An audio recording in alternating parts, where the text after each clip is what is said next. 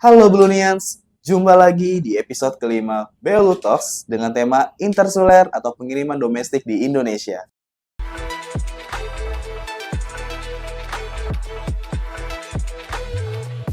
Oke, sebelum kita bahas lebih lanjut, ada baiknya kita sedikit cerita tentang masyarakat yang masih bingung nih melakukan pengiriman barang besar, begitu ya. Nah, mungkin masyarakat selama ini yang mereka ketahui tentang pengiriman barang atau dengan volume yang lebih kecil bisa menggunakan JNE, JNT, dan sebagainya. Namun untuk barang dengan volume yang lebih besar, mereka masih bingung nih harus kemana larinya, gitu kan. Oke, jadi hari ini kita sudah mendatangkan salah satu ahli kepabeanan untuk membahas tentang intersuler ini atau pengiriman domestik di Indonesia. Oke, sudah bersama kita Bang Azam. Gimana Oke, kabarnya Bang Bang Azam? Resa, sehat Sehat Bang ya Resa Bang Azam ya. ya. Bang, Kesibukannya gimana nih kesibukannya? sibukannya saat ini saya di Buntu Lesson di divisi PPJK ya. Meeting-meeting mulu tiap hari ya Bang ya? Tadi sih baru selesai nyelesain shipment Itali ya. Wah gila, keren banget ya tuh Brunians. Gila, gila, gila. Oke, Oke. mau nanya Gimana, nih gimana, Bang, gimana? Bang Azam.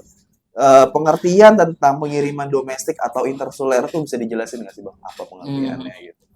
Oke, Bang Resa, untuk pengiriman domestik atau intersular adalah pengiriman yang dilakukan di dalam negeri ya, dalam satu negara, namun jangkauannya itu terbatas dari antar kota, provinsi, wilayah di Indonesia. Berarti ada batasannya di situ ya Bang Ada ya? batasannya. Jadi kita batasannya hanya wilayah-wilayah di Indonesia saja, karena kan domestik ya, yang mana di dalam negeri saja seperti itu, Bang Reza. Oke, jadi begitu ya tadi tentang pengiriman domestik pengertiannya. Mungkin boleh dijelasin nggak sih perbedaan-perbedaan dari pengiriman domestik sama pengiriman internasional tuh bisa dijelasin nggak sih perbedaannya apa?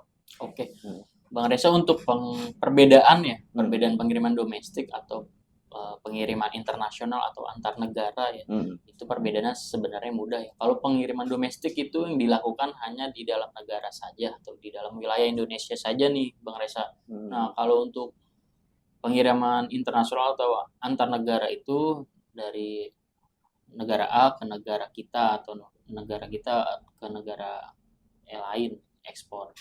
Nah, untuk dokumennya itu ada perbedaan. Kalau pengiriman domestik itu hanya membutuhkan legalitas, kemudian packing list, dan invoice. Gitu, Oke. Nah, kalau untuk pengiriman internasional itu lebih cukup banyak lagi ya, karena kan harus clearance di sini ya.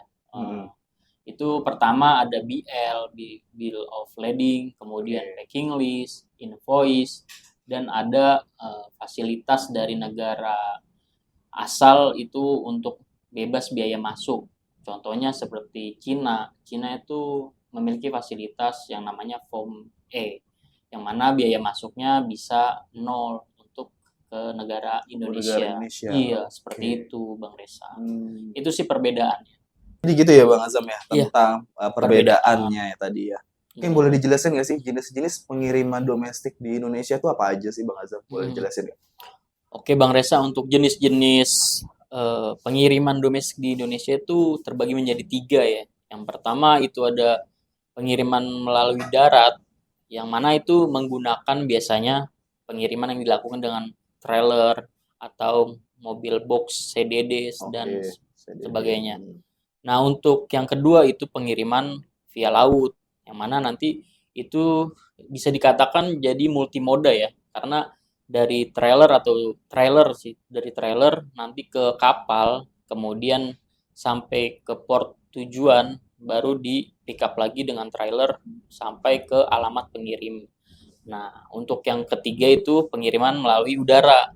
Pengiriman udara ini cukup simple lah ya, karena kargo hanya langsung dibawa lah oleh pesawat, kemudian langsung ke bandara tujuan. Namun untuk pengiriman udara ini biasanya volumenya itu terbatas karena ruang di udara kan tidak Kecil besar ya. Tidak besar. Oke, tadi itu ya jenis-jenis pengiriman di Indonesia atau pengiriman domestik di Indonesia. Oke, mungkin boleh dijelasin nggak sih tahapan-tahapan pengiriman domestik di Indonesia atau intersuler ini seperti apa? Oke, Bang Resa, untuk tahapan-tahapan pengiriman domestik ini yang pertama itu pihak pengirim ya melampirkan legalitas. Setelah melampirkan legalitas, kedua itu melampirkan dokumen penunjang seperti packing list dan invoice.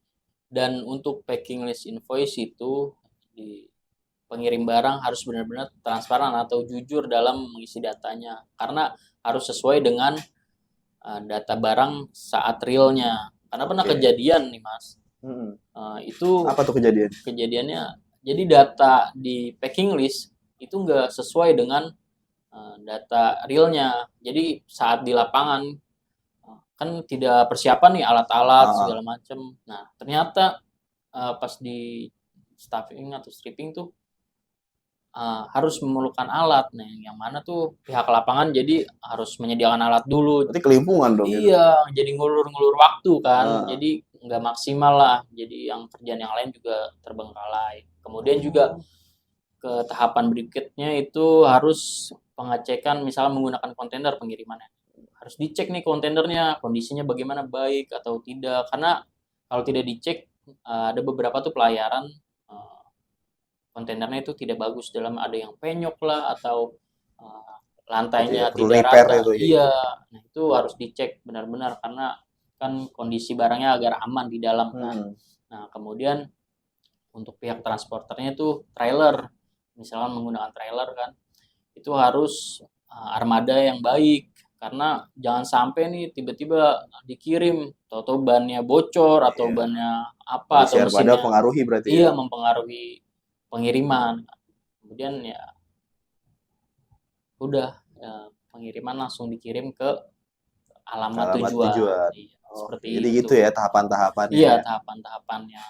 Oke nih, sekarang untuk gue pengen tanya tentang tantangan yang udah dialamin sama Bang Azam nih dalam melakukan pengiriman domestik di Indonesia khususnya gitu. Mungkin boleh dijelasin nggak sih tantangannya seperti apa aja? Boleh ceritain nggak? Oke Bang Riz. Tantangan mungkin banyak ya. Mungkin secara garis besarnya mungkin ya saya jelasin. Pertama tuh tantangannya mengenai kondisi geografis di Indonesia ya. Wilayah di Indonesia kan beda-beda lah ya kondisinya. Ada pegunungan, hutan. Betul. Nah itu harus benar-benar direncanakan planning yang benar-benar matang gitu. Karena untuk pengiriman tersebut tuh harus kita tahu medannya gitu. Medannya tuh bagaimana, dan agar kondisi armada yang digunakan tuh prima. Seperti itu. Yang kedua tuh cuaca.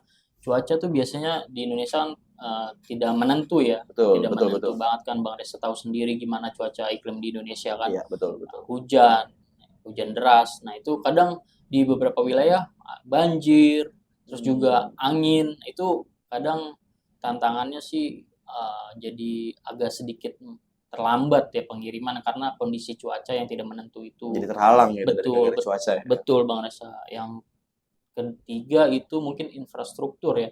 Nah, infrastruktur di Indonesia kan belum merata lah keseluruhannya ya. Walaupun mungkin kalau pengiriman di kota-kota besar itu sudah menunjang lah infrastrukturnya ya kan. Nah, yang masalah kan kadang kita pengiriman di kota-kota kecil. Nah, itu harus matang gitu perencanaannya mengenai alat mungkin di sana atau bagaimana. Jadi harus disiapin semua disiapin perencanaan yang baik gitu, yang matang. Itu sih tantangan-tantangan mengenai untuk pengiriman domestik sejauh ini ya. Kita udah bahas nih pengertian, terus juga perbedaan, terus tahapan-tahapan, sampai juga tantangan dalam melakukan pengiriman domestik gitu di Indonesia gitu ya. Mungkin boleh dikasih tahu nih ke para Blunians tips untuk melakukan pengiriman domestik di Indonesia, khususnya untuk barang-barang yang besar gitu ya. Mungkin boleh dijelasin nggak sih sama Bang Azam? Gitu. Oke Bang Reza, untuk tips-tipsnya untuk para Blunians ya. Yang pertama itu alamat tujuannya jelas ya, karena akan memudahkan para driver lah untuk ke tempat tujuan, itu lokasi tujuan.